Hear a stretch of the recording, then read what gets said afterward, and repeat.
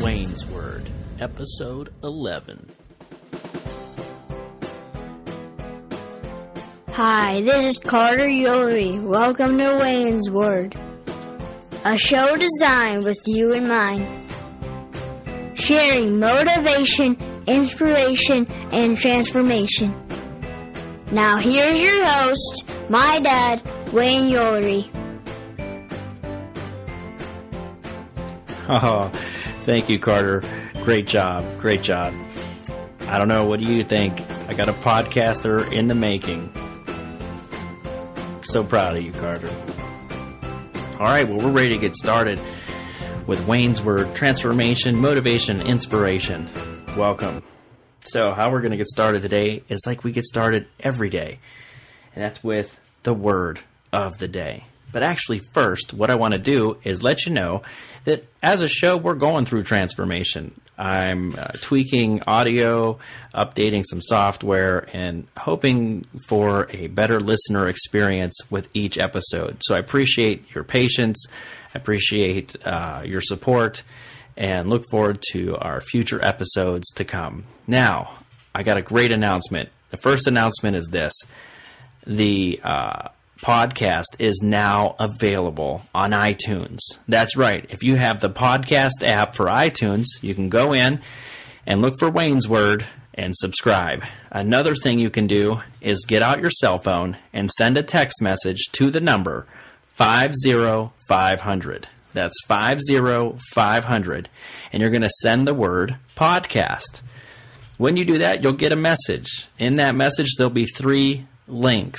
The first one is the feed to the podcast on iTunes. So if you have podcast app on your phone, you just click that and it'll take you right there and you can subscribe. The second one is for our mailing list. If you're not on our mailing list, you can get on our mailing list. And the third one is for Twitter. So if you have a Twitter account and you click on that, it will automatically open up your Twitter, have you sign in and tweet, and it will send me a message on Twitter, and I'll respond back, make sure to follow you, and I'll give you a shout out on our next show. How's that sound? All right. I'm excited. Listen, we're going to get started now with the word of the day. And the word of the day for today is found in the Bible, Luke chapter 6, verses 37 and 38. Jesus said, "Don't judge others, and God won't judge you. Don't be hard on others, and God won't be hard on you. Forgive others, and God will forgive you. If you give to others, you will be given a full amount in return. It will be packed down, shaken together, and spilling over into your lap. The way you treat others is the way you will be treated." Oh, wow. I think I was just set up. The reason I say that is the verse of the day or the word of the day I read along with you. I don't even look at it until it's showtime. And I have to say, unfortunately, that about 2 days ago, I was really hard on somebody. Really hard on somebody. And that just struck home. I'm embarrassed to say and admit that, but it's the truth. And so in the next couple of days, I'm going to need to get back in touch with this person and definitely ask for forgiveness, because I know I was definitely hard on this person, and I feel really terrible about it right now. So, hey, that's the great thing. We have forgiveness. And so if you've been hard on somebody and you haven't treated somebody right, you still have time. While you still have breath, go out, ask for forgiveness, and make amends. Okay, and it was funny. I was watching a show today with my 5-year-old, a Legos show, and they kept asking. They had like a samurai master, and he kept saying, "What is the best way to defeat your enemy?" And he kept making all the little Lego characters practice like martial arts and stuff or whatever, and try to figure out what the best way was. And he kept coming back, and he'd say, "Okay, what's the best way?" And they'd give an answer, and it wouldn't be the right answer. And the whole show was about this evil villain little kid trying to mess stuff up. And it ends up that this samurai warrior master brings a little kid in, gives him a place to sleep, feeds him, and reads him a story before he goes to bed, because his dad never was able to read him a story. And then the master says to the little Lego samurais, he says, okay, do you know what the best way is to defeat your enemy? And they still didn't know. And he turned around and he said, the best way to defeat your enemy is to become their friend. I just thought, wow, what an awesome show. I'm glad my kids are watching stuff like this. So anyway, I'm going to go on now, and we're going to pick up where we left off with the top 10 distinctions between winners and whiners. And I've been going through this for a few days now, and today we're on distinction number 6. And it says, winners listen twice as much as they talk, and whiners talk twice as much as they listen. So this ought to be good. So it says this: you may be surprised to discover that the greatest communication skill you can master has nothing to do with talking. The greatest communication skill you can master is to listen. By learning to be a committed listener, you can develop deeper and more meaningful relationships. When you focus your attention on listening to understand rather than listening to respond, you learn more, connect better, and the conversation reaches a deeper level.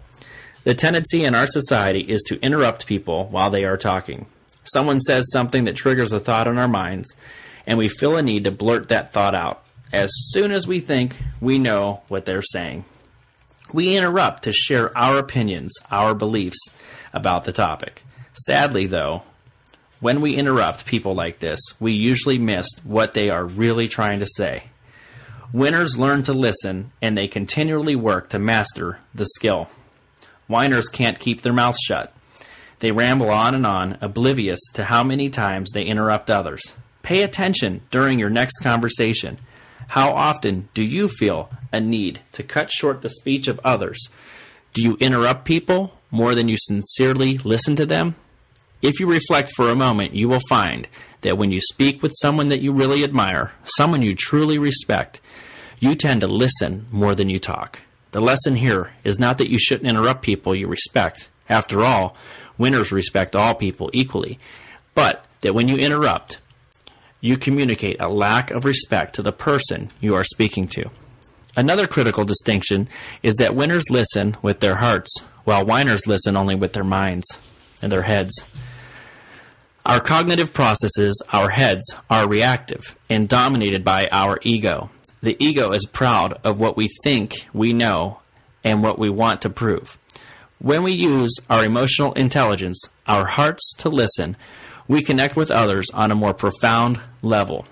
We try to truly understand what they are feeling and saying, not what we think they are saying. Winning relationships are formed by those who practice listening with their hearts. The inability to grasp this distinction is at the root of countless failed marriages and business partnerships. When you become a committed listener, you are becoming a winner. Here's another challenge for you. For the next 7 days, commit to being a listener in every conversation you have. Resist the urge to interrupt or even speak. Just listen with your heart. You'll find that this challenge will also help with the challenge of not complaining. After all, if you're talking less, you'll probably be complaining less. So for 7 days, don't complain and practice being a committed listener. These 2 simple challenges will put you on the path of a winner. Have you ever wondered why God gave us 2 ears and 1 mouth? I think that it's a clear message that we should listen twice as much as we talk. Most people are addicted to talking and do quite the opposite. They talk at least twice as much as they listen. What causes this imbalance? Once again, we find ego at the root of the problem. Many people try desperately to prove their points at any cost and persuade others to see their opinions as right. Some people can't stand it when others disagree with them. And although it is nice when people agree with us, winners understand that people have their own opinions, and trying to talk someone into a new point of view isn't the wisest use of time. It's funny to me that if you let a whiner talk and talk and talk, you can watch them confuse themselves and then try to make sense out of what they just said.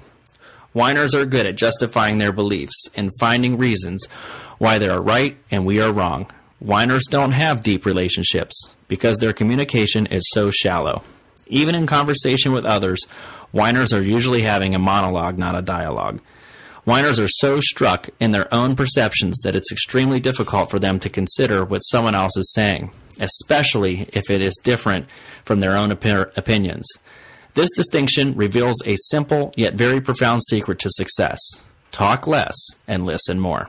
If you do this, then you will start learning more and seeing the world differently, which leads to new experiences and ideas. Talking less and listening more is a great way to increase your inner peace. Peace is a powerful state, one that leads to prosperity. If you want to increase your peace and decrease your stress, talk less. Listening more attentively to others will also empower you to listen more to your own heart. That small, still voice that we call gut feeling or intuition becomes clearer and easier to hear when you are quiet. Talk less and listen more. You may even be surprised to hear your Heavenly Father communicate with you. When you are in a conversation, say only what you really need to say and then simply listen. Remember, winners listen twice as much as they talk, and whiners talk twice as much as they listen. Whoa. Oh, that was awesome. I love that chapter. It is so true, and what a challenge. Hopefully, in the next 7 days, the non-complaining and the listening challenge will solidify, and who knows, maybe I can get some feedback from some people that are actually doing this with me, so I plan to do it as well. Well, that's it for today's show. I'm going to keep it nice and short and sweet. Appreciate you sharing this time, and looking forward to seeing you in the next episode. Take care now.